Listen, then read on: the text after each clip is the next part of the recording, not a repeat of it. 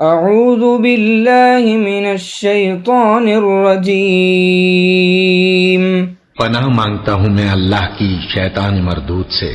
وَلَقَدْ جَاءَتْ رُسُلُنَا إِبْرَاهِيمَ بِالْبُشْرَى قَالُوا سَلَامًا قَالَ سَلَامٌ فَمَا لَبِثَ أَن جَاءَ بِعِجْلٍ حَنِيذٍ۔ اور ہمارے فرشتے ابراہیم کے پاس بشارت لے کر آئے تو سلام کہا، انہوں نے بھی جواب میں سلام کہا۔ ابھی کچھ وقفہ نہیں ہوا تھا کہ ابراہیم ایک بھنا ہوا بچڑا لے آئے۔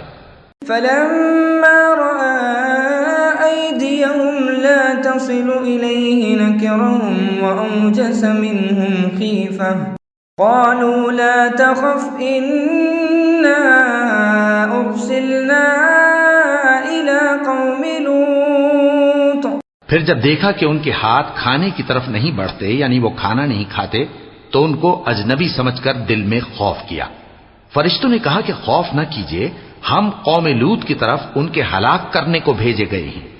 وَامْرَأَتُهُ قَائِمَةٌ فَضَحِكَتْ فَبَشَّرْنَاهَا بِإِسْحَاقَ وَمِن وَرَاءِ إِسْحَاقَ يَعْقُوبَ۔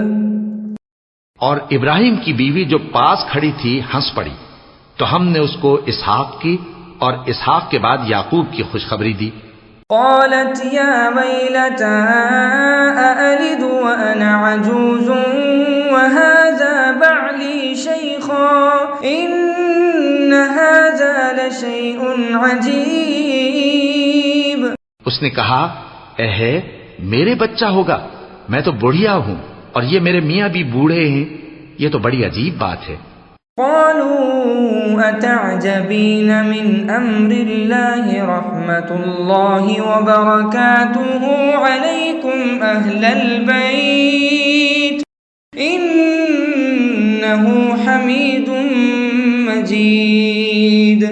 انہوں نے کہا، کیا تم اللہ کی قدرت سے تعجب کرتی ہو؟ اے اہل بیت، تم پر اللہ کی رحمت اور اس کی برکتیں ہیں، وہ لائق تعریف ہے، بڑا ہے۔